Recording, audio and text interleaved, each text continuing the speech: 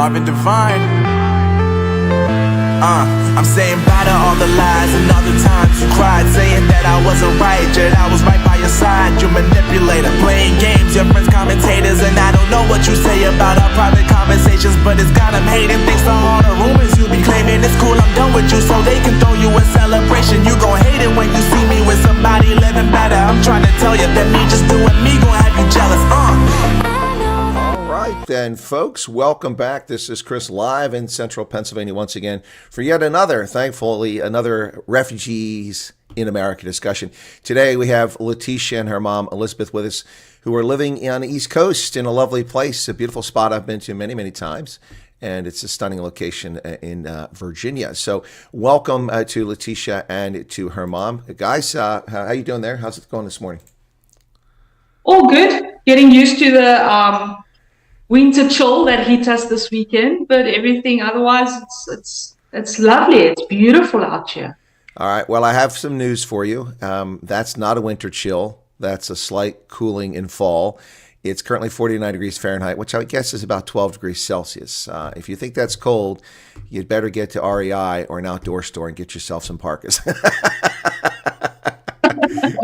Because Virginia is milder than Pennsylvania because you're a little further south, but it's going to get chilly coming up. So this is my favorite time of the year. The weather changes, the leaves change. It's a lovely time of year. You guys have gotten over here recently. You and your mom came together, I presume, since you're sitting there together.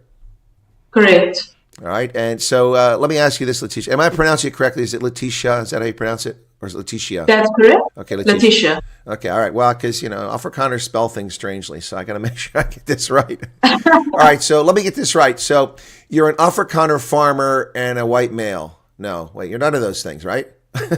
No. Okay. No, I asked because that's what the media tells us. It's only for white Afrikaner male farmers. We want to make sure we get the story straight. No, but seriously. So you guys applied put a statement of interest in, or did you put a PRM email? How did you get into the program?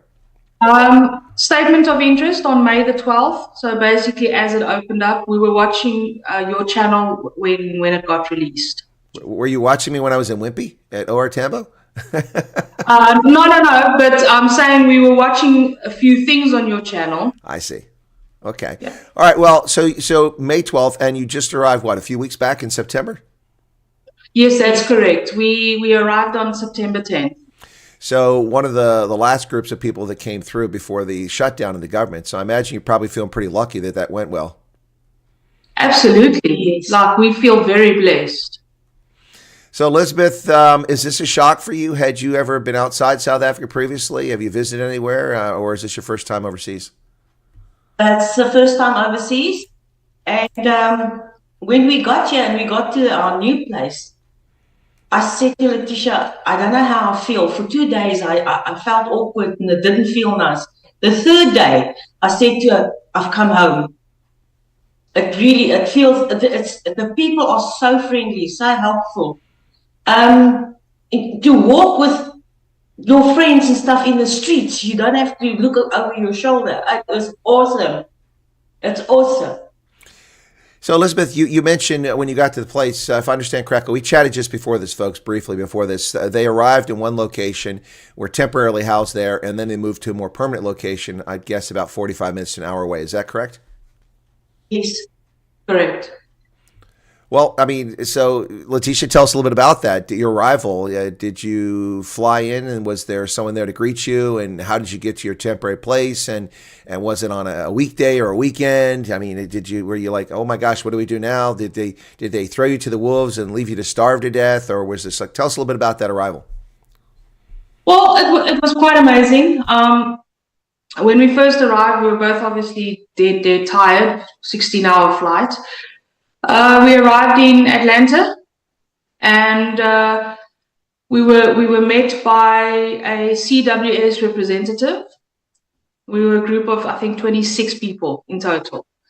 The representative took us, as on arrival, they explained to us what the procedures was that we're going to go through for Customs and Border Patrol, and then after how we're going to collect our package. Now, obviously, we needed a connecting flight from Atlanta to get to Virginia. So we had to also receive our new luggage tags. And everything went smooth. Once we received all the luggage tags, they rechecked our other luggage. We then went for lunch, which was sponsored by CWS. After that, we got onto our connecting flight. We had someone with us all the way up until the boarding gates, keeping us calm, explaining to us the procedures, how everything works. So there was no severe nerves, if I can put it that way. I was calm all the time. Yes. There was no like, okay, what are we going to do next type of thing. When we arrived in Washington Dulles Airport, we were met by another representative of CWS who escorted us to a shuttle service that took us to the town where we had our temporary housing. Beautiful little town. Was about an hour and a half's drive from the airport. We stayed there from the 10th, got to meet all our CWS, done all our programs, helped us fill in all our documentations, for application for socials and SNAP and all of that. Wonderful people from that office, from the CW office there. And it was on the morning of the 25th, we got relocated to our permanent housing. We arrived to a house that was semi-furnished, a kitchen that was full of food, hot water, clean toiletries, cutlery, clothing, seasonal clothing.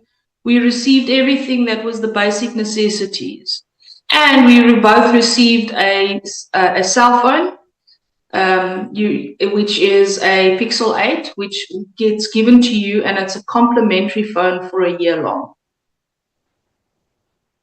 When you say for a year long, do you mean that are they picking up the bill for a year, or are you data for a year, or you have to give the phone back? I just want to make sure I understand.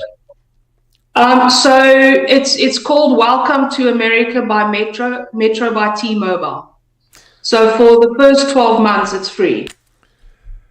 And then what you do after that is you obviously go and you go and choose a package that you would like to sign up for. So like whichever package you want to sign up for after that. I see. So I'm subsidizing your phone. I'm a T-Mobile customer.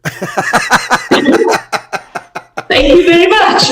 Yeah, you're very welcome. I didn't know I was doing that. That explains some of the fees on my damn bill. Okay. Oh my goodness. Yeah, Metro, T-Mobile bought them out. So, well, that's pretty nice. I mean, they do that sort of thing.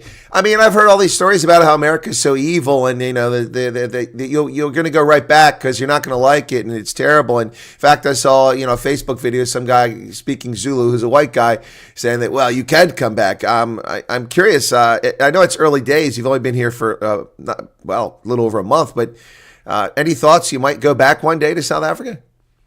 Look at Elizabeth. No. Yeah, Letitia's young. She's on the fence. Maybe thoughts in her, but Mom's like, no way. Correct. No way. Like, Colonel, this has been my lifelong dream. I've always wanted to come. I literally broke down and cried when they said your flight date is this day. Mom had to grab the phone from me to listen to the rest of the information. But yes, I do miss my country. It's a beautiful country, but I don't miss the people. I have to say the grass is not always greener on the other side, but there's plenty more drinking water, meaning there's much more opportunities in this country than where we come from. And that is what's amazing for me. I was in shock when we got here. The reality didn't sink in. It was like I went into holiday mode, just exploring and like, I'm in America. This is where I've wanted to be for like 35 years of my life. And yeah, we are. And no, to be honest, I won't go back. Well, I have to say that you kind of caught me by surprise here. For 35 years of life, I wouldn't have thought you were even 35 yet. You're carrying your age well, so congratulations on that. But you've given us some very valuable information. I feel kind of negligent as a journalist not asking this question of others. I mean, I've tried not to pry, but I really appreciate you volunteering this information, and it's a question I'll ask going forward. You told me the day you arrived, 26 South African refugees arrived that day. That's incredible. In a single day, 26, because we hear all kinds of nonsense and nobody has any idea the actual number because the government's not releasing that information. But I've told people the number is now, I'd say a few weeks ago, I said it was at least 350. It's probably over 400, maybe more. But 26 on a single day, that's pretty awesome. Thanks for sharing that. It's a question I need to ask going forward. But let me address something else here. You mentioned Church World Services a couple of times at Atlanta. Also, when you arrived at Dulles, they were there. You know, a lot of people are spending a lot of time. In fact, I dealt with an email from someone this morning who didn't like the way something's being done. He says, do you think that the Kenyans are doing this on purpose? I'm trying to disabuse people of that notion. The Kenyans are a service provider. It's a contract. This isn't South Africa. You have a contract. If you don't live up to your end of it, you lose your contract and you don't get another contract when you go for bid. This isn't BE. You don't get a contract just because you got the right skin color or you got the right connections. They are a contractor, a vendor for the U.S. government, just like I'm a vendor. And if I don't perform my duties at the Army War College, they'll replace me with someone else and they'll pay them. These people get paid to do a job. If they don't do the job, they're not going to be there. So what purpose in the world would Kenyans have living in Kenya trying to stop any South Africans from going to America or disrupting their flow? It just doesn't make any sense. Based on your experience, it sounds to me like you had a very positive experience with the Kenyans from Church World Services and their subsidiary. The Church World Services here, but their subsidiary on the other side, RSC. Is that a fair, accurate description of what happened in your case? So I didn't have any negative feedback from the time we started up until the time we got our approval and said, you're on your way. They were patient. I missed my first call because I was driving. And when I got home, I checked my voicemail. The very first call that I got was from PRM. Was an American lady from PRM. Then the second call I got was from RSC. And from there onwards, even like there was something I didn't understand, they asked me, do you understand everything? Do you need assistance with anything? Do you have the means to get to the places that you need to get? So they prepare you in advance that there's going to be traveling, there's going to be arrangements need to be made, things like that. But they don't get ugly about it. And they try and accommodate you. They ask you, are you available for an interview on so-and-so date at so-and-so place at so-and-so time? So they're very accommodating. And when you tell them more or less your availability, they try and, work around your availability and things like that. So coming to America, let me just put this in context for people who are listening from all over the world. This is my country. This is our country. We don't have to accept anybody in our country. We don't have to be generous for anybody. But it seems like that's not the experience you had. It seems like America has been very welcoming to you, and people have been very helpful, and we've allowed you inside our tent, which, I know you said the grass isn't always greener, but I'm here to tell you this is a very special tent. Would you agree that America has been pretty amazing and welcoming to you? Well, if you want to put it, the FEMA tent, we've got a 3-compartment FEMA tent with 2 bathrooms. It's got heating in. It's lovely. I said to Mom, I'd much rather be homeless in America before I get homeless in South Africa, because if this is how we get treated as people who don't even have an income, then definitely. No, but to be very honest with you, yes, it's amazing how we were treated from the day of arrival, how we were met, even meeting some of the citizens. One question I do get very, very often is, are you from London? Because of my English that's so fluent. I mean, yes, I am ek is 'n boertjie deur en deur. Kyk, ek kan Afrikaans praat heeldag aldag lank. But I grew up bilingual. So I'm very fluent in both languages. like as certain Americans are fluent in Spanish and English. So I get it a lot. Yesterday alone was a guy came to me and he said, "So what part of England are you from?" Well, I mean, you have to understand the South African accent is not something most Americans hear at all, let alone on a regular basis. But of course, we have lots of British TV shows that show up, and so a lot of British actors. So that's an accent. Usually, I think even uninformed people can tell when an Australian's talking because they're loud and boisterous. But English, so a lot of accents get lumped in with that. But I have very distinct ear because I move around so much and adapt and pick up an accent. So it's pretty easy for me to pick out where people are from. But let's go back to your experience in South Africa here. I'm guessing that you must have felt under pressure. I mean, you don't have to go into detail about what your circumstances are. I don't want to pry on there, but is there a reason that you put a statement of interest in? Did you feel there was no hope or no was your life in danger, or did you feel it was in danger, or simply no opportunity for you because you've been shut out, the door's been closed? So to be honest with you, I've been unemployed since COVID, when COVID first hit. The company I work for closed down. Been struggling to get employment because for many reasons, as in I'm over the age of 35. Obviously, I don't meet the criteria that they say we need to meet. I'm not going to go into very deep detail, but you yourself and very many few people that are watching this video knows what the criteria is. And secondly, I had personal persecution with the South African police services. I was mistreated, mishandled, and unfortunately, it was not just by Africans, it was mixed race problems. So yes, I feel that the South African police services, first of all, can't protect me if anything happens. We lived on a small holding in Meyerton, and we had to have 24-hour camera surveillance, 24-hour security beams on our yard. A couple of yards up from us was a murder that took place. Old man and his wife, old couple. We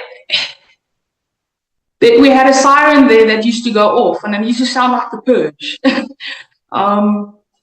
So yes, there was no opportunity for me as a minority ethnic, and I've been struggling for quite a while. Even with all my qualifications, I'm pretty high qualified in the hospitality industry. And also, the persecution that I experienced with the South African police services, where I feel that they're not good enough to protect me. They're good enough to protect the criminal. Well, that's a reasonable thing. That's why I asked. But listen, I don't know if you know this, but I've been to Meyerton. I actually hung out there down in Van der Westhuis in a what do you guys call the caravan park? There's a caravan park there, and we actually had a bride there one day. He interviewed me, I interviewed him. It's a lovely day. Yeah, so it's look, not everything in South Africa is bad. Like I said, it's a beautiful country. I miss a lot of the country. I mean, we have the biggest wildlife, wildlife content in the world. There's a lot of beautiful places. I mean, Western Cape. I was down in Western Cape not so long ago, trying to get work opportunities and things like that. And in all honesty, the biggest thing is the persecution from the government, the persecution from my South African police services, who are supposed to be there to serve and protect. I don't feel safe. The constant crimes taking place that doesn't get reported in the media. There's just a lot of things that made me take this decision. It's a big decision. I mean, I left my family behind. We left friends behind. We left a lot of things behind. My whole life. I had to come here to start over. But it's been such a pleasure to enter this country and so much assistance. I mean, just before we started with this interview, I've actually got a lady who called me to say that they want to come drop some blankets and clothing off for us from one of the churches in the area. Because we before we could receive our snack, We were going to the food banks just to, get weekly food. We only received our SNAP yesterday, though. There was a bit of a delay.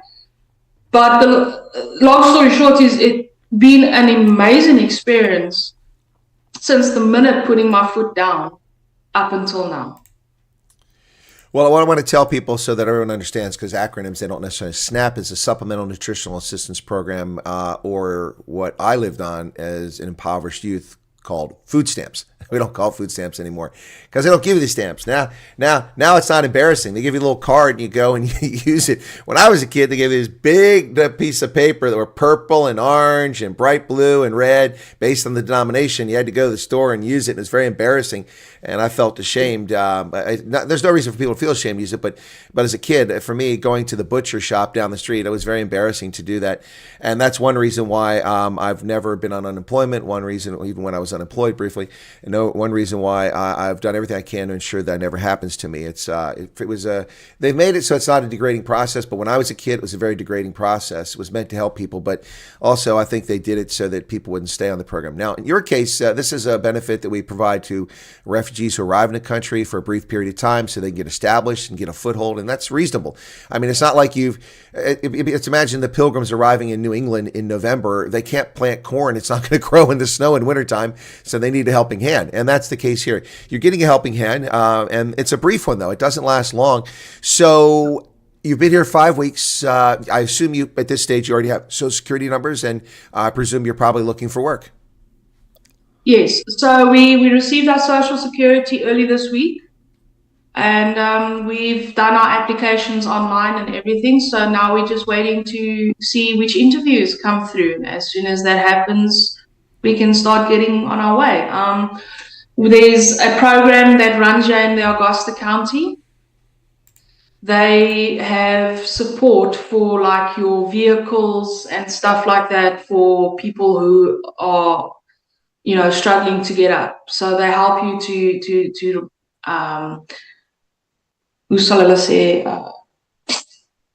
obtain. They help you to obtain a vehicle if necessary. So are you still getting around public transport now, or you don't have a vehicle yet? Say that again? Are you still getting around on public transport and walking, or do you have a vehicle now? No. So we still dependent on the public transport system, which is very good. And walking around to, from the stops. The vehicle we'll probably get once we start working, because that's one of the requirements of this place. You have to be show proof of work. There you go. But so how has it been with the refugee assistance? Are you still dealing? You're not still dealing with Church World Service, are you? Or do you have another? You can identify them. You don't have to identify them. Do you have another refugee assistance group that's helping you now that you've arrived where you're at? And if so, what's that relationship like? Because most of the time we talk to people, it's been a very good relationship and it's been very good. There have been a few exceptions, but what's your reception been like? Okay, so we still with the same Church World Services that received us. Like I say, they had to relocate us from the original city to the new city for affordable reasons. But they do come out once a month if we need to go grocery shopping or anything. One of them actually live in the city with us, who's my matching grant case manager. And he usually gives me a call and asks if I need to go to the superstore, if everything's fine, do I need help with anything? So our relationship with the guys from CWS, where we arrived, has been amazing thus far. We have had constant communication. We've been taken out to the museum. We were actually given, so on arrival, I got a little bit ill with the climate change. And because we don't have the Medicaid and stuff as yet, the CWS arranged with a free clinic in their city. I think it was Blue Ridge Free Medical, and they gave me everything I needed, and whatever they couldn't give that they didn't have, that they phoned in for prescription, they actually gave me a cash advance to go pay for the prescription. But Letishia, I've heard from authorities, well-known content creators in Sunnyside, that the grass isn't greener, that it's horrible. You know, medical care is fantastic in South Africa. You know, it's terrible. But I keep hearing these stories. Let's see, you've had a medical issue and you didn't have insurance, but you got care. Jay in Birmingham, she got cervical cancer, which obviously occurred in South Africa, wasn't detected until she came here. She's getting treatment and chemotherapy and recovering. And also Kara up in Twin Falls had other serious medical hospitalization and surgery right after she arrived. But I've been told you can't get medical care in America. It doesn't work. I mean, I think someone's been lying to me. Well, let me tell you, the wait is terrible. I mean, having to wait an extra 10 days after your original appointment just to get your registration is so terrible. No, sorry, it's amazing. I mean, I used to be, both me and my mom were state dependent in South Africa. We were both state dependent on state clinic. And if you go in for an appointment, so my mom had cancer removed, like from here, a skin tag, but she went in for the appointment and had to wait 3 months before they actually saw her at the oncology department to carry on and do the stuff.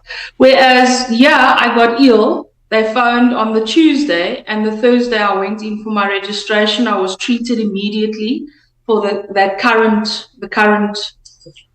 medical issue that I had. Then I also got a follow-up, which is now on the 30th of October. And I'm on chronic medication that I take daily. So is my mom. And she also got her appointment for her chronic medication on the 30th. So, yes, it's very terrible, in America. You know, it's so terrible that they didn't even have the medication we needed, so they had to send us to Walmart to get the ones we needed. Sending to Walmart. So, one of my moderators, Arctic, I guess he would say that I'm also on chronic medication too. It's called Starbucks Frappuccinos. He made a bet with me last night. He was willing to give a massive super chat and sponsor part of my next trip to South Africa if I don't drink Frappuccinos for a month. What he doesn't know is I frequently go without Frappuccino for a month, so that's going to be a cakewalk. I'm looking forward to collecting that money. Anyway, so look, I'm not trying to make light of it. Look, it's not perfect. It's expensive. If you have money, you get care better. I get care through a military facility, which is understaffed and it doesn't have the resources because it's a remote location for the military.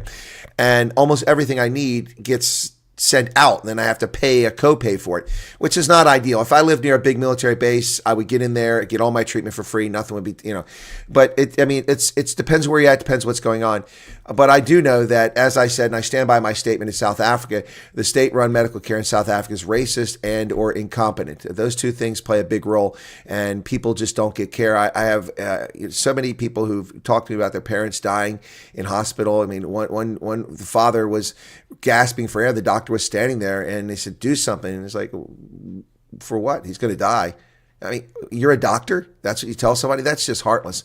Anyway, but I'm glad to hear that you're getting that help, and I hope that you find something in your field that you find appealing, and because I want you to start paying taxes. So we can reimburse you for the free phone. No. That's a private concern. That's not a government thing. So that money's out the window. So while you were chatting a moment ago, I looked up that program so I can tell people about it because I was unfamiliar with that Metro program, Welcome US. That's what it's called, Welcome US. What about your mom there, Elizabeth? You don't ask a lady her age. I'm not going to ask you your age, but obviously you're over the age of 35, or she wouldn't be there. So you're coming over here, starting your life all over again. Are you planning on working as well? You got something in mind, or are you going to hang out at the house and watch The View? I went for an interview with Letishia, and I couldn't believe that they would employ somebody my age. So I'm going to give you my age anyway. I'm 69 years young. Well, you carry it well. It must be genetic. You're both doing pretty well there. You're not showing your age. No. There's actual federal law against age discrimination. That doesn't mean it doesn't happen. But I mean, but there is a law against it. There are sanctions and penalties for people to do it. You can't be denied work because of your age. Now, there's obviously your mom is not going to be out, building houses, climbing up on roofs and things like that. But there's work if she wants to work. There's work she can do. So, but Elizabeth, at 69, was there any trepidation or concern on your part? I mean, look, this is not a small step. I mean, you're not just stepping out on a limb. You're stepping out on a thin branch, and you're jumping. And were you at all concerned about coming over here, or maybe it was all a lot easier because you came with Letishia? In the beginning, I was a bit scared because I didn't know what was going to happen. And my son and Letishia spoke to me, and they explained the whole program to me. Then they got me to watch your channel whenever you were on. So I watched the channel, and then I said, no, I'm going to go. So my son said, okay, Mom, if Letishia goes first, you're going with her. If we go first, you're going with us. And I said, fine. I said, as long as I've got one family member here, I'll be very happy. And yeah, I've got a friend that stays in Wyoming. Yeah. And the other one is in Spokane. So, how many years now we're speaking to them? Over 30 years, eh? Well, myself, but to Marina. Yeah. And I always asked her, how's things there? And she is happy. She says she'll never go back to South Africa.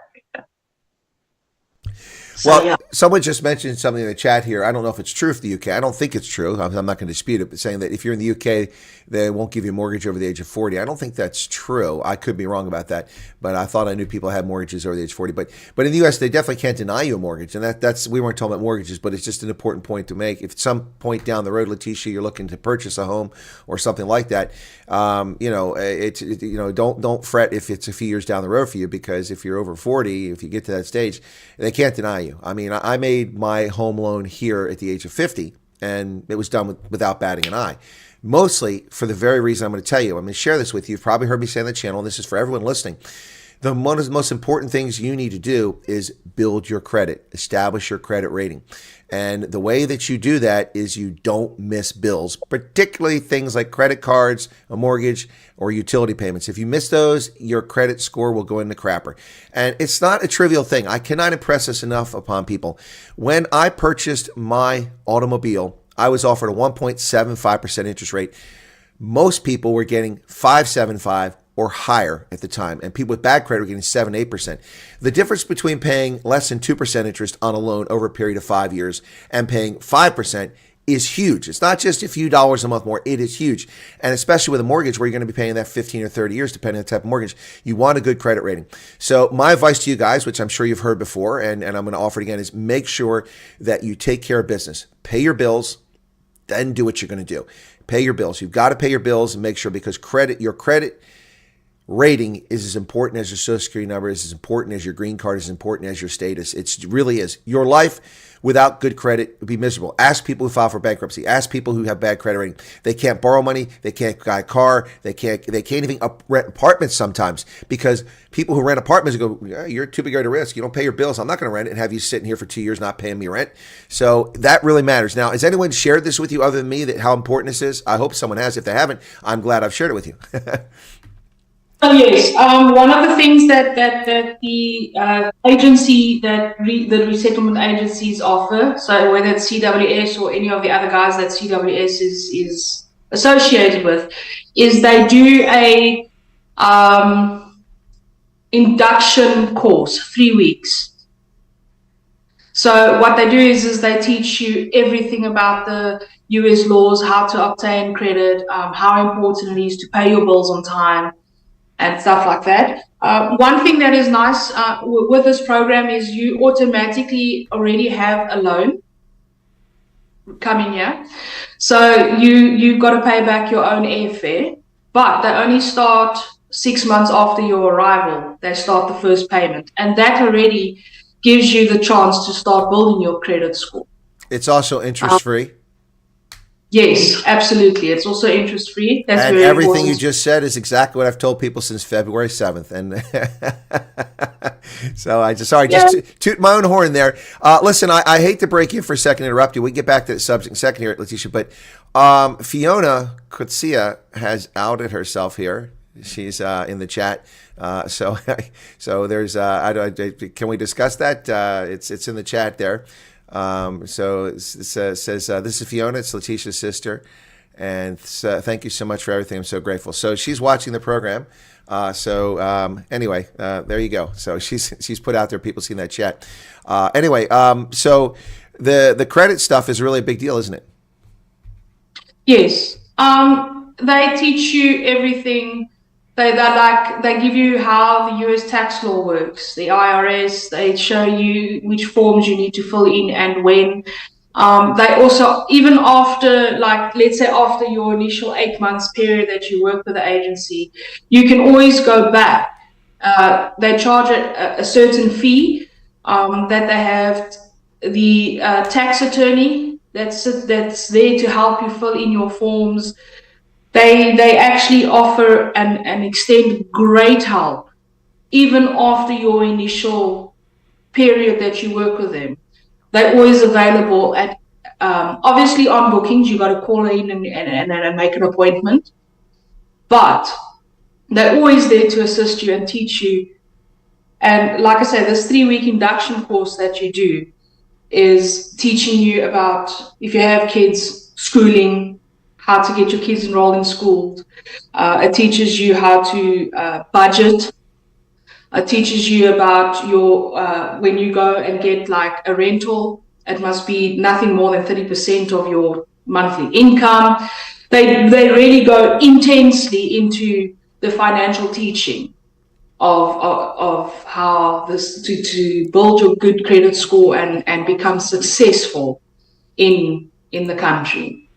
Now, what I love about that and what's fascinating to me is that as an American, born in America, raised in America, attended public schools all over America, no one ever once taught me anything about finances. No one ever taught me how to use a checkbook, what a savings account was, what a mutual fund was, a certificate deposit, what stocks were, none of that stuff. I had to learn all that on my own. And it's encouraging to see that they're offering these services to those who arrive over here so that you start on the right foot and not start on the foot that a lot of 18 and 20-year-old Americans do when they go get a credit card with no credit history and they run up bills and they're paying 26% interest and their credit rating goes in the tank because they miss payments.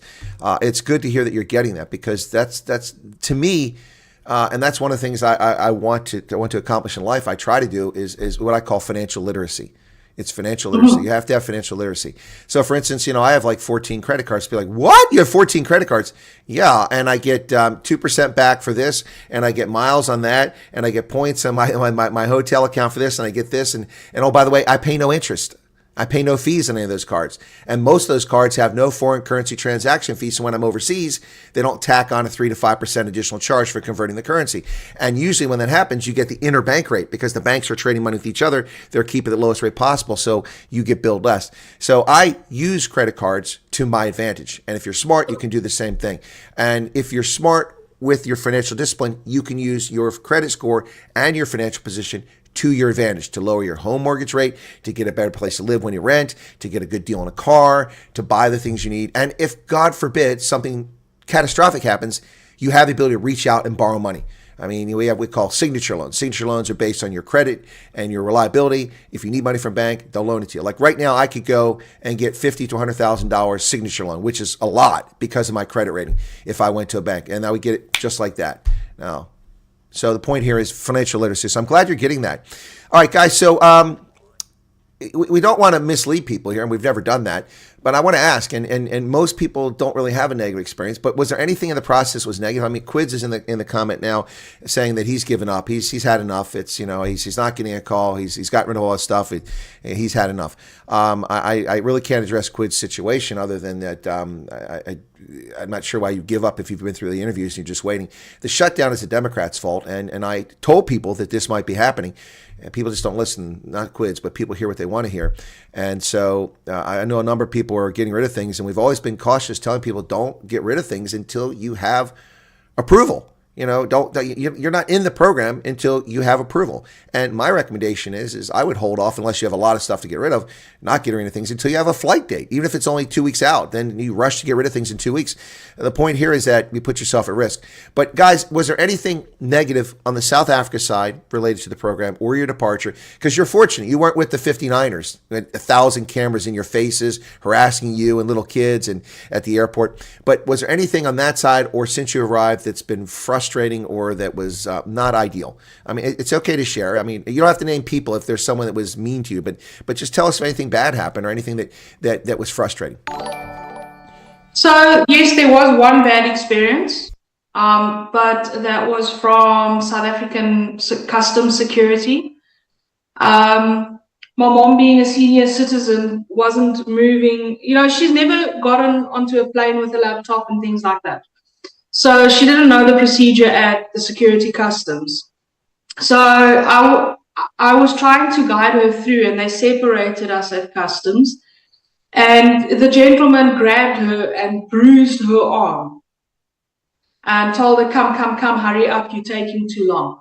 That was the only negative experience throughout this entire time.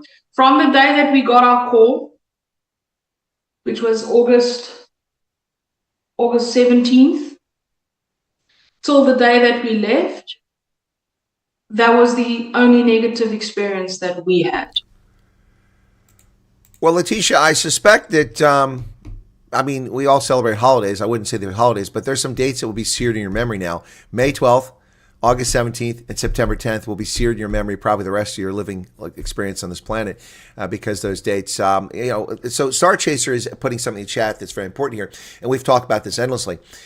For those of you suffering from unjust racial persecution who seek to put a statement of interest in and participate in this program, understand that you're getting the golden ticket. You pay nothing for any of this. Don't let somebody scam you. It's absolutely free. You don't have to have a penny in your pocket. You can be desperate. You can have to hitchhike to get your interviews, and that's how you got there. And you could be in a street corner begging for food while you're staying there waiting to get your interviews. It doesn't matter. It doesn't matter if you're Johann Rupert. Well, it does matter there. He doesn't have to close his windows at night. But anyway, but the point is that it doesn't cost you anything. You don't get on a list. There's no way to jump the queue. I've gotten 4 emails this week. People ask me, please, how can I help them get to the front of the queue? I can't do that. It doesn't work that way. It's not how things work. But Star Chaser makes a very good point here. It's something that I've made all along. For those who immigrate to America, not refugees, not asylum seekers, those who immigrate to America, it's a very long, drawn-out, painful, expensive process just to get a green card for permanent residency. Refugees get put to the front of the queue with a green card. You have to apply within 12 months of arrival, and unless you've committed fraud on the government by lying and coming over here, which is rare, or you've committed some sort of heinous crime, and even then, you won't necessarily be deported. But what will happen is that you apply and you'll get your green card within 12 months or around that time frame. So it's very quick. Other people wait years. Star Chaser spent $12,000 for lawyers and had to pay the federal government fees on top of that to get the green card. And the federal government fees cost a few $1,000s more, if I'm not mistaken. So this is not something trivial. And when you consider both of you right there, just at a minimum, before if you two had immigrated here, if you could come over, you would have already spent probably $30,000 out of your pocket just to be over here and apply for a green card and then be waiting for it. So people need to take this for what it is. It's an unbelievably generous opportunity for those suffering from racial persecution, not economic migration, racial persecution. You know, I keep telling people just because you don't have a job in South Africa doesn't mean you suffer persecution. However, if you've been denied employment because of your skin color, well, that's racial persecution. So keep that in mind. All right, guys. So that's one bad experience. But this is what I would say is that it's highly inappropriate for a government official to grab or touch a citizen. And frankly, if I had been there and I worked for the embassy and had seen that, there would have been a grievance filed against that official. That's I know people say this hyperbole, but technically, legally, that's assault.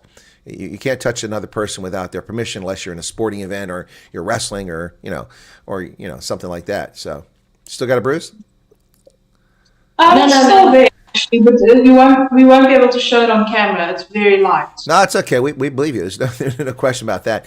Anyway, so This is a green card for refugees only takes a year from the date of application. No, it's, oh my gosh, are you listening to anything I say, me, myself, and I? Do you listen to what I said? I said you have to apply within a year, and I said it's free.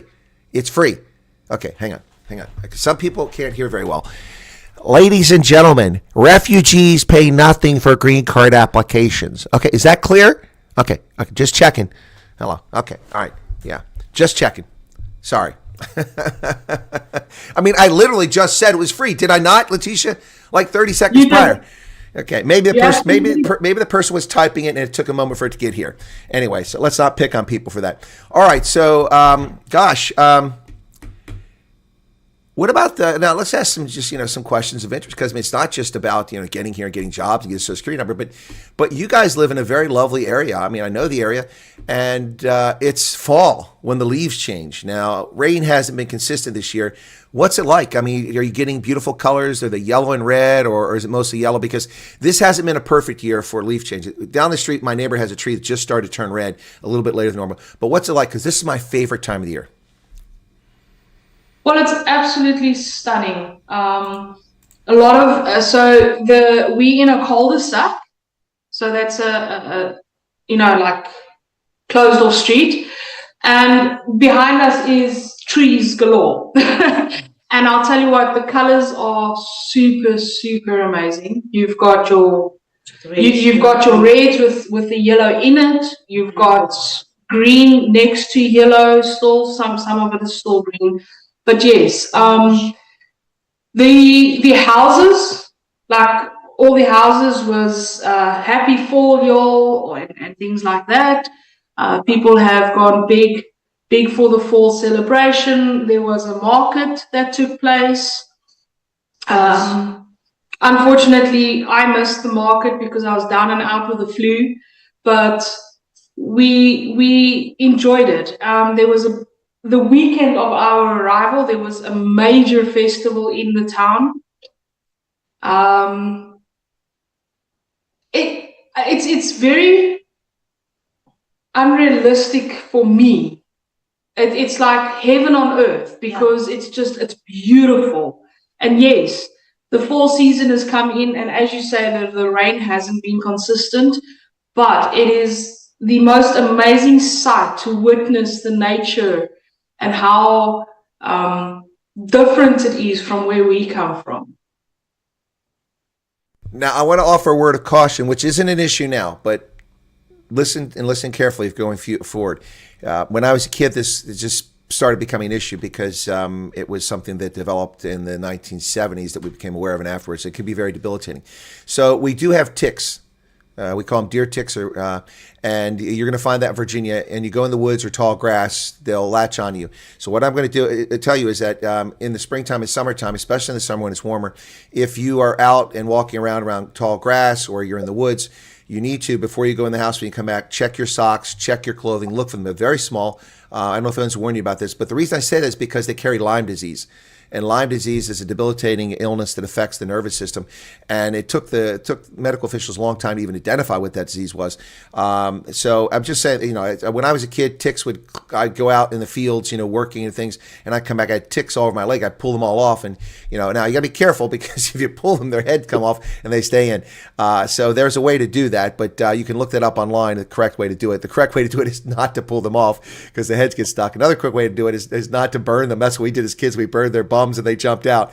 But what they do is they wind up spitting into your mouth and into your bloodstream. So there is a way to do it safely. But I just want to give you a heads up. It's one of those things that people that are new to America aren't necessarily aware of. And if you live in an area that has woods nearby and tall grass, that's something to be cognizant of. I don't want you to come to America and realize your dream only to get a debilitating illness that is difficult to treat because you were recognizing the beauty of the area.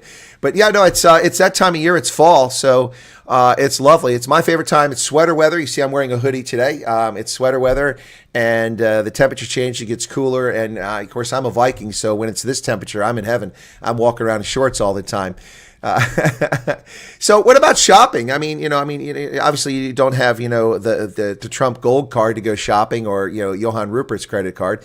But what's it like? You have Game, which is a crappy superstore, and we have Walmart, which is a crappy superstore too, but a lot better than Game. What's it like? Have you had a chance to go out and look around and see what there is? Because I'll be honest about this. I'm honest about everything, but definitely about this. South Africa has much better malls in 2025 than America does. No, you don't think so? I think the shopping malls in South Africa are much better than ours. Our shopping malls were like South Africa 30 years ago, and many of them have just it's not normally a thing anymore. But your mom is shaking her head. She seems to think the malls are better here. So tell us about shopping. Well, just a quick thing before we get to the shopping. So with the tick story, when you come from a town like Meyerton, where we come from, and you've lived on a small holding, you know about that. So, but yes, that's a good piece. So thank you for that information. When it comes to the shopping, it's very different, because obviously in South Africa, your pricing on your shelving is with taxes, whereas the pricing here is without taxes. So it is a total different experience. Obviously, I only know how the Virginia state works with their taxes. I know every state is different. But I'll tell you what, when I first walked into Walmart, I was a wee bit overwhelmed, because it reminded me of Macro, but double the size. Absolutely double the size. There used to be this whole thing. People would say, don't go to America. It is crazy expensive. You won't be able to survive. In all honesty, there has not been 1 week since we arrived. Now, this is besides the support that we got from the food bank and from the agency. We've also still getting some of my mom's annuity from her retirement annuity from Southern Africa that we use on our bank card. And to see the pricing was shocking. It was not as expensive as everybody made it out to be. Let's take Walmart, for example.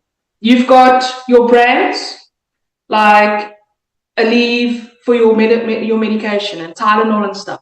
And then right next to it, you've got a brand called Equate, which is the generic brand. And it works exactly the same, but at a quarter of the price. So shopping experience is very different, especially when it comes to the self-checkout. That is like, what do we do now? But other than that, we've been to the Dollar General as well. We got to experience that. We've been to Dollar Tree. We've got that experience. And Colonel, to be honest with you, I agree with Mom to a point about our shopping malls. But to a point, I also understand what you are saying. Mom doesn't really have the experience of having to have gone to the big, exquisite malls that you're referring to, whereas I have. But the people, if you don't understand something, they're there to assist. They don't give you an attitude and make you feel guilty for asking, where would I find this, or please, could you explain how the aisles work?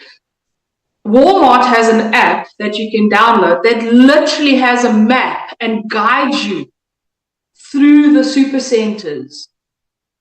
You don't have that in South Africa. Well, I am going to share this. Fiona says that you guys have told her that you're in heaven with the shopping here. So busted. No. Yeah. I asked because, okay, so let's put this in perspective. Number one, and you weren't here 5 years ago, but virtually everything we buy in America now costs twice what it cost 5 years ago, sometimes 3 and 4 times much, because of the destruction of our economy by Joe Biden, and the prices haven't come down on a lot of things. That said, it's still, you can live here. So here's the question. When those people tell you you're not going to make it in America, I'm sorry, what about the 330 million people that live here? What, are they all eating dog food? I mean, obviously people make, and what about the Congolese, the Sudanese, the Burmese, the Chinese, the Uyghurs who come here, the Senegalese? They're not in the streets starving. Those who come as refugees, those who immigrate here, those who get asylum, they seem to. And oh, by the way, why have 30 million people illegally crossed our border if you can't make it in America? And these people are so uninformed to say this sort of thing. You can't afford. You can't. All these Mexicans seem to be doing fine. They're making it. All these Venezuelans and Haitians seem to be making it. You have to live within your means. When you have a lower income, a smaller income, you find ways. Thrift shops and yard sales and the generic brands. I mean, look, I don't buy Tylenol. I buy the Army brand from the Army Air Force Exchange Service because it costs half as much as Tylenol. And it's the exact same thing. It's 500 milligrams of acetaminophen. There's no other ingredient. So why in the world am I going to pay that? So, now I don't drink much, but I suppose if I drank, I probably wouldn't buy, Patron for hundreds of dollars a bottle. I'd probably buy Mad Dog 2020. It's $3 a bottle. I'm just saying.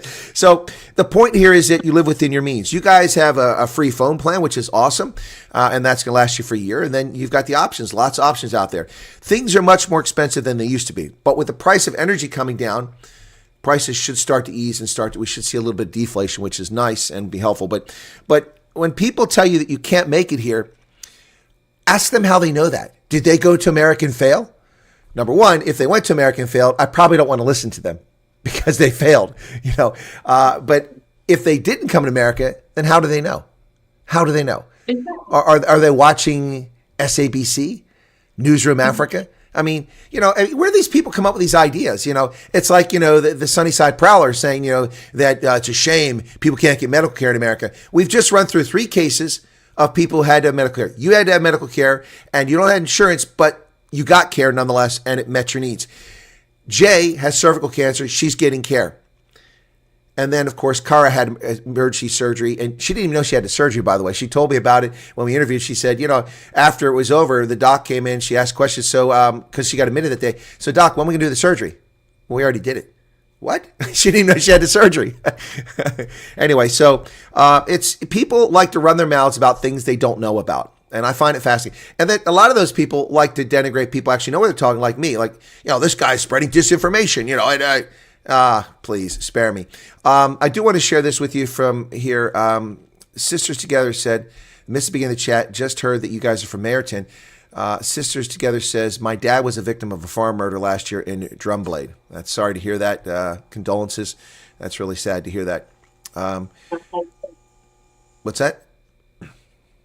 The Drumblade is not far from us. From where we stay. Where we used to stay. Yeah, you might even known who that person was murdered last year without identifying these folks. Okay, so look, Letishia, Fiona is outing you every time I turn around here. I know you probably can't see the chat. She says, here in South Africa, my sister lived on 2-minute noodles, ramen. They can't stop video calling with the heavenly food they're getting in America. It's absolutely true. It's true. This is an element. Okay, in future, if people are comfortable calling in when we have refugees in America and they're still in South Africa, call in and drop dimes on your family in America about what a great experience they're having, because this is hilarious. I'm loving it. Oh, no, tell us about the heavenly food, because people always diss on America's food. When it comes to flavor, I think as a South African, I could teach a few people, but it's fresh, it's top quality, it's really, really, really affordable, especially because, you do like budget shopping.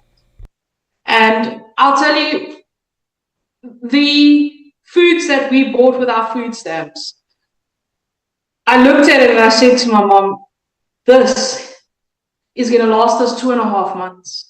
Only after packing it out that I realized how much we actually bought. Yes, admittedly, red meat is quite expensive here. But I'm a South African, ek is 'n boertjie, ek hou van my rooi vleis. So, because we were living on chicken, we had meat. It was just chicken. But other than that, yes, it's a total different experience. It's amazing. And it's true what my sister said.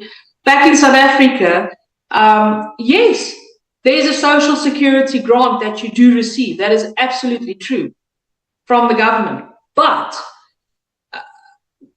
like the one that I received was a 350 grant. That fell away quite fast. Now, 350 grant, you're supposed to buy groceries. Now, this is in Rand. You had to buy groceries, you had to pay rent, you had to pay utilities. How? There's no possible way.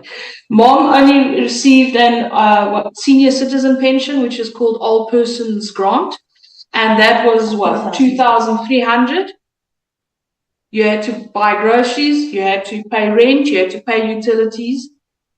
There was absolutely no way. So it's very true. I was surviving at one stage on 2-minute noodles and soya mints. And then I come here and I look great and I feel great because I'm getting sustenance. I'm getting fresh fruits and fresh vegetables. We've got farmer markets that run here in the town that we're in. And when the market comes close to closing, they take the fresh stuff that's left and they give it out to people who come there in need. And they say, look, there we go. There's a table. Go take what you would like. You won't see that happen in South Africa. There's no possibility. That will end up in some trash can somewhere.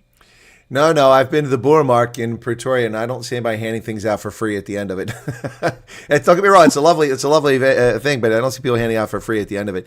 No, that's interesting to hear and share that. Some people sharing a number of things over here about meals and stuff like that. I'm trying to find something. It just came up here. It just disappeared. I'm in the chat. Sometimes does this. Here, Dirk Coetzee said, that is why these interviews are so incredible. It helps to drown out the noise and misinformation one interview at a time. And again, guys, and thank you for coming on here. I really do appreciate it. This is exactly why I do this. And we talked about this before we went live, is that the purpose of these interviews is to get factual information out there because there's so many idiots running around spreading disinformation. And I don't understand why people are so hateful in South Africa.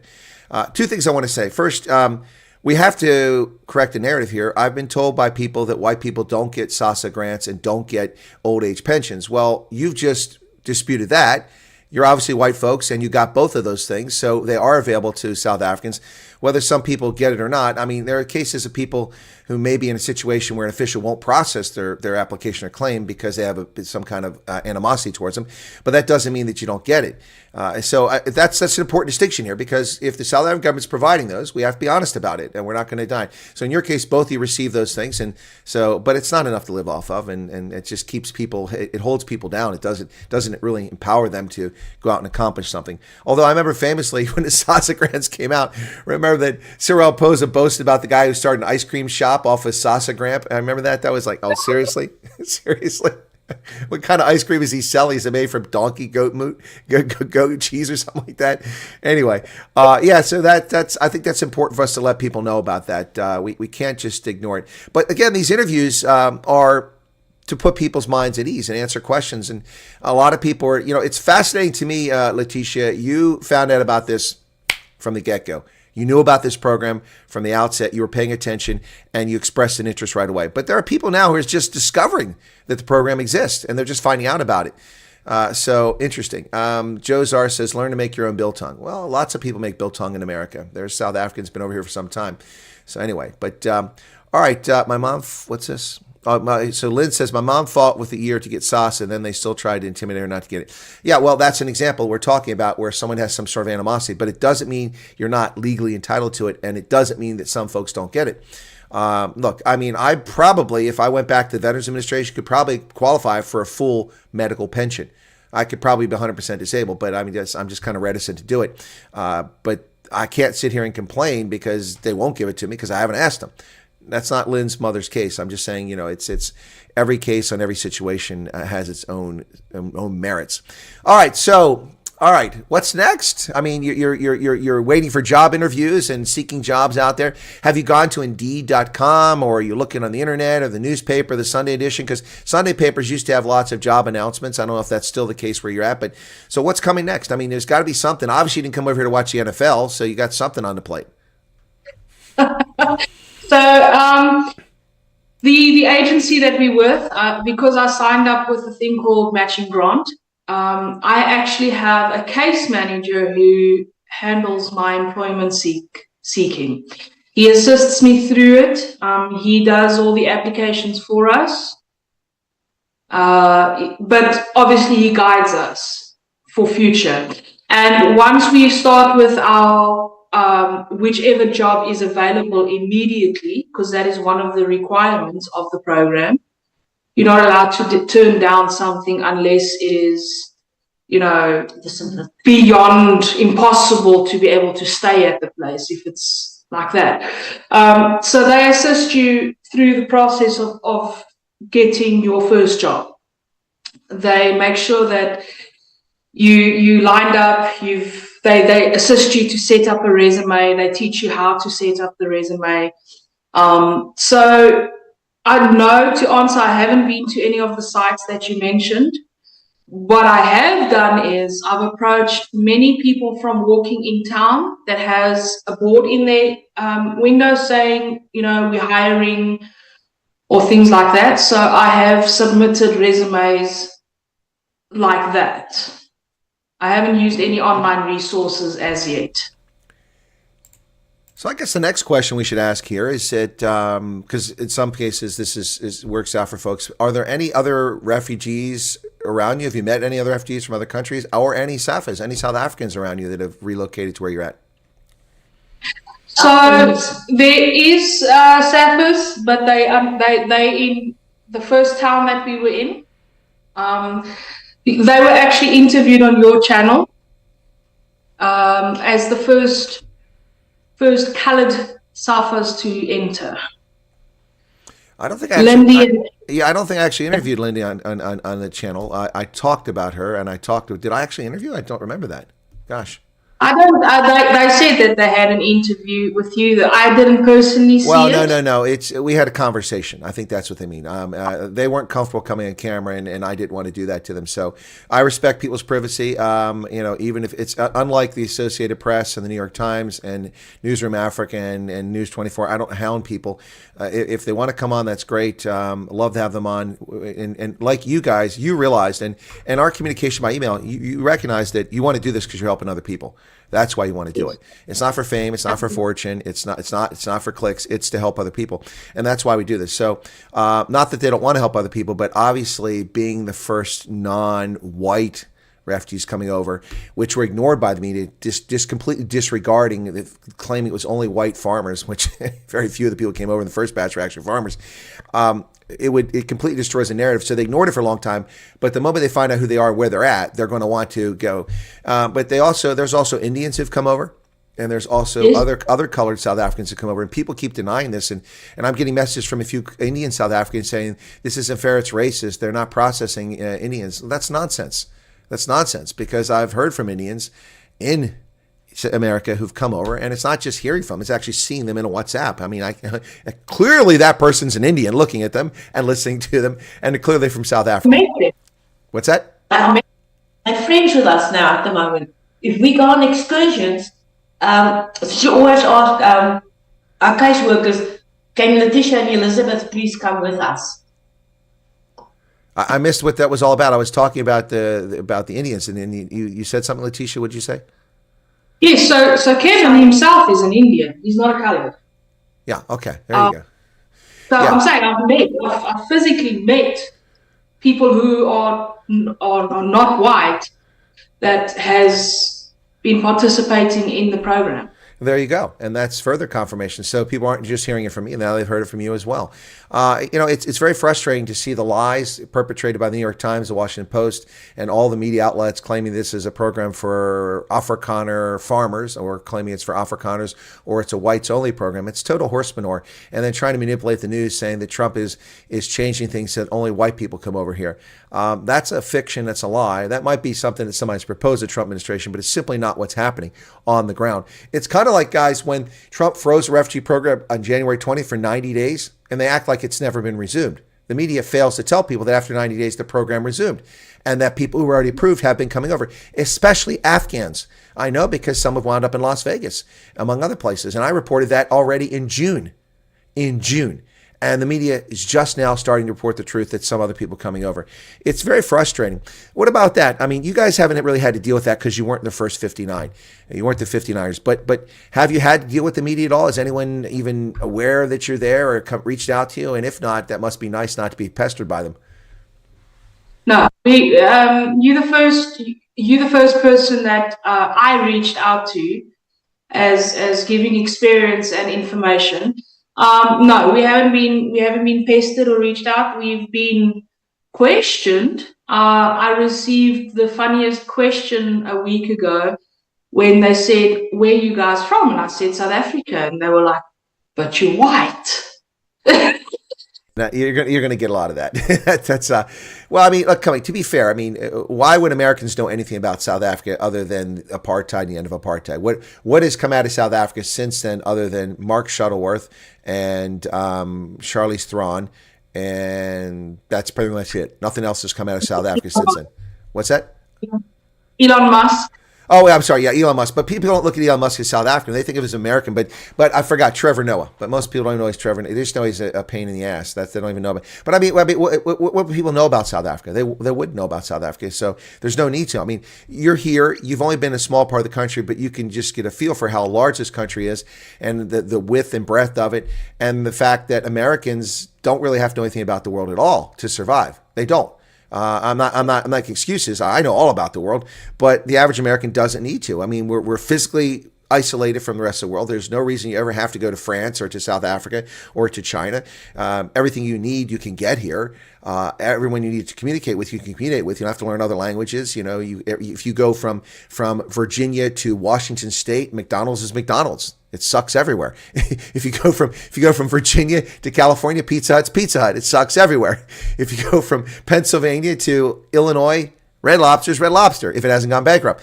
Walmart is Walmart, you know, and many of the things are the same, and you can have the same expectations everywhere. There are regional cultural differences. You know, for instance, out in Wyoming, one of the big petrol companies, the gas stations, is Sinclair. When they have a little dinosaur, that's their little logo. It's a pretty cool green dinosaur. But I love Sinclair. Also, Taco John's is out there, which is an odd. I always thought it should be called Taco Juan, but it's Taco John's. Those are brands that are regional and located there. And you have Piggly Wiggly in the Deep South. And you have Safeway. It used to be in California. Now it's all over the country.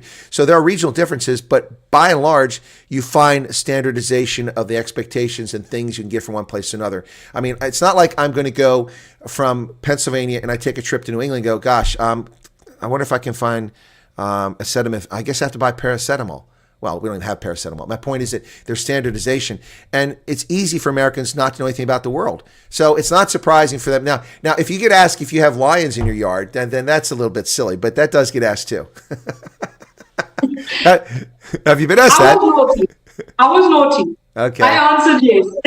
Oh my goodness. So you were asked that question. Anyway, look, but I mean, look at it this way. Think of yourself as an ambassador for the good side of South Africa, and tell people about the good stuff about South Africa. But don't hide the stuff. If they ask you why you came here, if you want to share with them, tell them, hey, this is what life was like. It was not good. The country is being run by a bunch of ghouls who were just into thieving. They're not into serving the people. Anyway, so all right, guys. What else? Is there anything you want to share with the audience? Something to let people know, maybe reassure people, or, you know, if you need to give them a warning. I don't know that you need to give people a warning, but, you know, and Elizabeth, you've been quiet for a while, so let's hear from you before we hear from Letishia again. Anything you want to share, folks, as a seasoned citizen, as we like to say, a seasoned citizen, not a senior citizen, but a seasoned citizen, somebody who's staking out like the Trek boys of old, at the young spry age of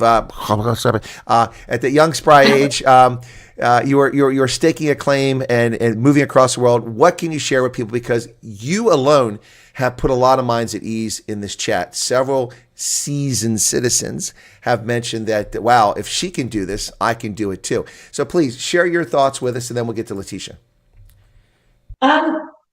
It's great when you walk in and people greet you and they really respect you. And if I had to laugh one day, Letishia by accident opened the door and went in first at the shopping mall. And somebody looked at her, and when she had to go to the second door, she realized, oops, I made a mistake. And she let me in first. So they have got so much respect for the elderly. always helping. Like not so long ago, I had a sugar drop and I started shaking and everybody said, can you get a doctor? I said, no, my daughter knows what to do. And they gave me a cold drink to drink and a chocolate to eat and I was fine. Just normal people that buys in the shopping centers are willing to help you with everything. Must not be shy to ask, because if you ask, that's how you learn.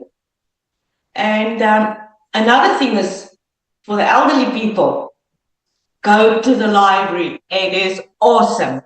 If you want to go camping, you can take camping equipment from your library and you can go camp for a week. And it doesn't cost you a thing. The buses here, we get special prices that we get onto the bus.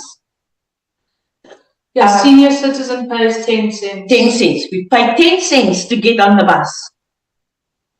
I couldn't believe it. I looked at the guy and looked at my daughter. He says, yes, ma'am, it's 10 cents. So I put my 10 cents in. Okay, hold on a second. You're saying it's only 10 cents for the bus. Okay, folks, I admit it. I'm not 59 again this year. So if I can get that 10-cent rate, I'll tell my true age. Yeah. No, for instance, I was flabbergasted when I saw the trolleys, what they call it here.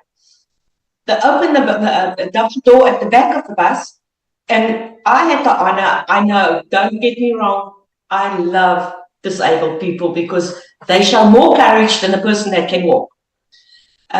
He got out from the one trolley, and the guy showed him like this. And I thought, no, why is the guy doing this? And then I realized he's telling the other trolley, because the guy was connecting to another trolley, to let down the lift so that the guy with the wheelchair can go onto the lift picks him up, he goes in, and then the lift goes back and closes it up. We don't have those things. If you have a bicycle, then what they do is they've got these two things in front, and then you put the bicycle in between there, and there's a clip that goes over the bicycle wheel. That the bike, the whole day the bike is on the bus while the guy is doing his stuff. When he comes back, he gets on the bus. When he gets off, he takes his bike off and he goes. Children's toys laying outside. And when you go there a week later, it's still at the same place. If you need, say for instance, you want some furniture or something and you don't really have money. Go around, walk around and see where there's things for free outside.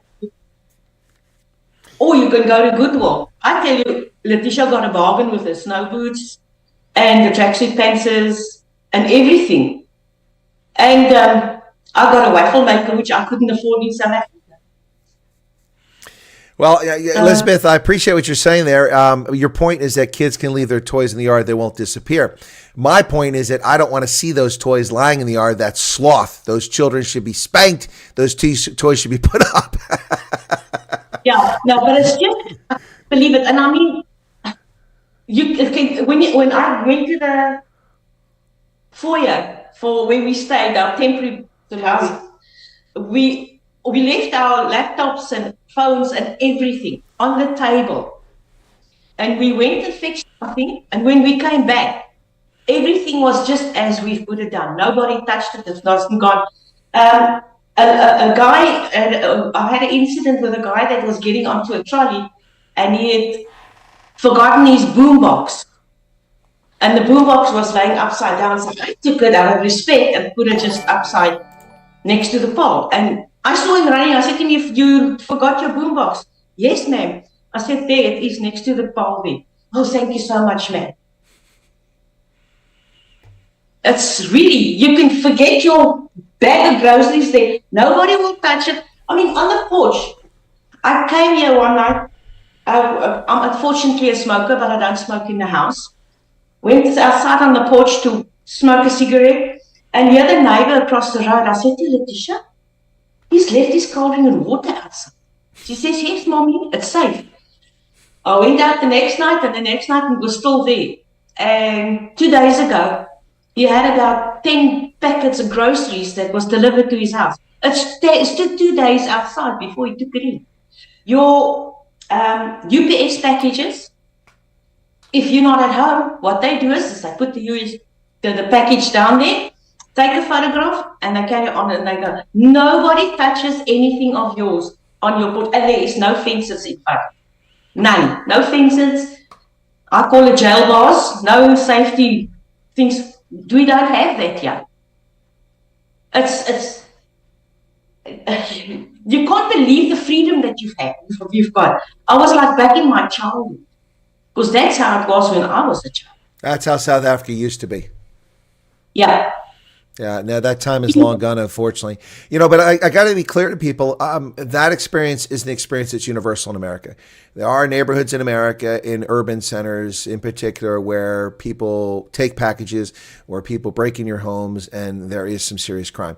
We don't want people to think it's all kumbaya, but we're not putting refugees, although there have been a few exceptions, and I've interceded in those cases where I've been aware of it, but we're generally not putting refugees in places where they're going to be anywhere other than safe.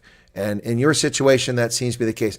Boy, Letishia, you know, your mom was quiet for a long time, but I got her wound up there. She really had a lot to share. So, and she might have more. I might have cut her off. Elizabeth, you have anything else you want to share? Anything you want to share about being a senior here? It's awesome to be a senior because, as like I said, there is respect.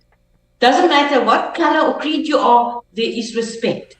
If you get into a trolley and the young ones there, they will all let you go in first. If you go out and you're having a problem with coming down the steps a bit, they will reach out a hand and they'll help you down. That's awesome. All right, so I'm going to hear from Letishia. And Letishia, I think I want to hear from you a few months down the road once you've got yourself a motor vehicle, because I want to hear what it's like to drive on the correct side of the road. But anyway, in the meantime, some final thoughts from you, things you might want to share with people to reassure them. The floor is yours, Letishia. Well, look, guys, it was a big fear. It was a big step. And obviously, before listening to Colonel's channel, you know, yes, I jumped on the train. I'd done the application, but there was a lot of hesitation. You know, did I do the right thing? Is this going to work? And you know, absolutely, guys, it's going to work. Your life is going to be better. Yes, in the beginning, it's rough, it's tough. You got to go through a lot of things. You got to start life over. You got to learn again. But you've got assistance all the way. And our neighbors that we've met, Dave next door to us is active military. And the second weekend being here, he came, called me off the porch. He said, "Hey, come, we're taking you out on a night. You know, we're taking you on a night out on town." It's very different. Be sure to always have your passport with you until you have state-issued identification, that I have to admit. So, because we went to a place that asked for identification after 8 p.m. and they didn't accept my South African ID. They asked for my passport, which I didn't have with me. So there's a lot of places that's going to need you to have your passport with you at all times. But other than that, it's been a great experience. It's not what I expected. It's more, it's better. And the people around you literally make it easy for you to settle in. Everybody wants to assist you. Everybody wants, you know, everybody makes sure that you're okay. When people first meet you, they're amazed, you know, by the fact that you're here, what brought you here. And like you said earlier, Chris, if you want to share, you can share. If you just want to tell them that you're here for a better, brighter future, then you just tell them that. Yes, I've met a couple of other refugees in our city as well that has also recently come over. I think it was in April, the one gentleman that we met. He is from Pakistan. Yeah, he's from Pakistan. So, guys, my advice to you is stop stressing. It's a stressful procedure, absolutely, and it's a lot that you have to give up.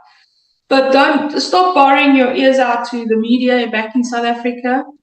Stay focused and just do your best to be as honest as possible about who you are, and you will really, really make a success of your life here in the USA.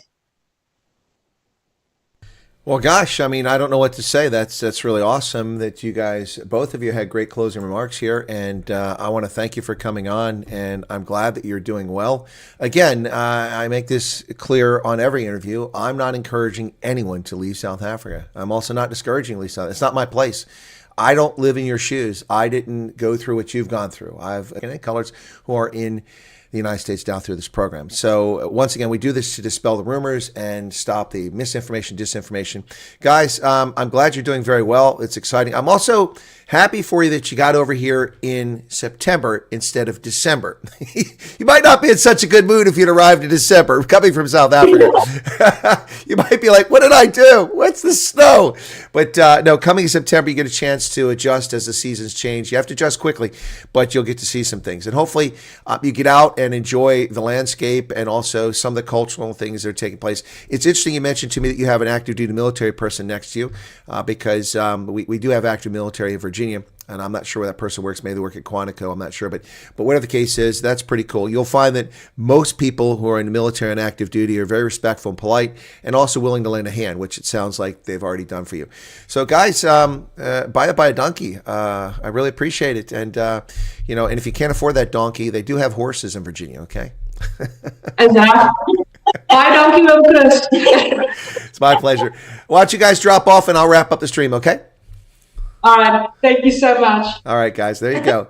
So that's Letishia and her mom in Virginia. And her mom is Elizabeth. And I'll help her in case she doesn't get there. There we go. All right, got it. Thanks a lot for tuning in. Once again, another conversation with refugees in South Africa. It's 2 this week. And these are what I call the new arrivals, those who came after the 59ers.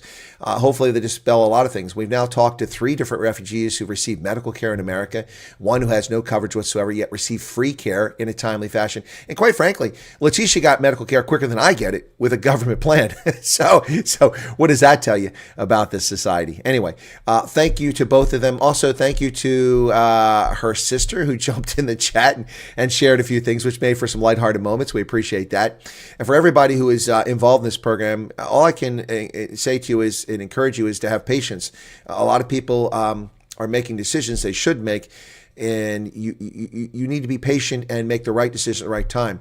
What I mean specifically about that is you shouldn't be packing up and getting rid of everything unless it's like, say, for instance, you have a property, someone offers to buy it. If they offer you a lot of money and it's worthwhile, then fine, sell it and find some place to live in temporary and pay rent. But you shouldn't get rid of a place that you have if you have no place to go unless you're under pressure and threatened in that location. And you shouldn't get rid of all your things so you have nothing to live off of. I'm now getting several stories from people who've done exactly that. You need to stop doing that. I would never put myself in a situation when I don't have, there's no guarantee, but I don't have the case approved and or a flight date. You're taking a lot of risk there. Please don't do that. You're creating problems for yourself, which are going to be very stressful. And you're also creating problems for people who are trying to help. I've had to reach out on behalf of several families now to help them. And that ability is not universal and unlimited. So I appreciate if you guys just be careful out there. Excuse me. Sorry about that. I had to clear my throat. So thanks a lot. The news will follow this in about 34 minutes. Please tune in for that. We hope you come in for that broadcast. But if not, thank you for tuning for this. And my thanks once again to Letishia and to Elizabeth and to their other family who may be involved in the program. I hope that things go well for you. And God bless and have a good day. And folks, stop the propaganda. Get the truth out there. That's what it's all about. The truth is out there. Isn't that what they said in the X-Files? All right, I'll see you guys for the news program here shortly. God bless. Cheers.